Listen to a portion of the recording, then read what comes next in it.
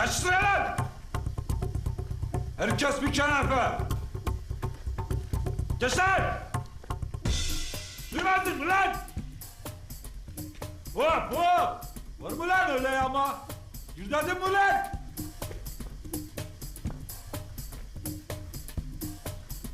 Şimdi girin!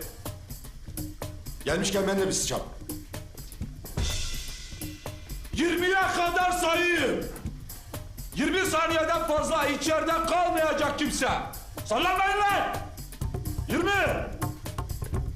19, 18, 17, 16, 15, 14, 13, 12, 11, 10, 9, 8, 7, 6, 5, 4, 3, 2, 1.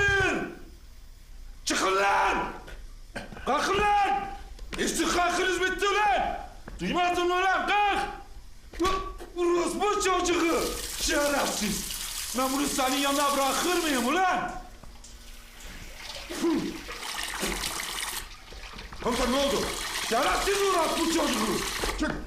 Çek! Sen Azrail'e sataştın oğlum! Şerefsiz! Ben uğraşsam! Çek! Çek lan! Kendin vazgeçin!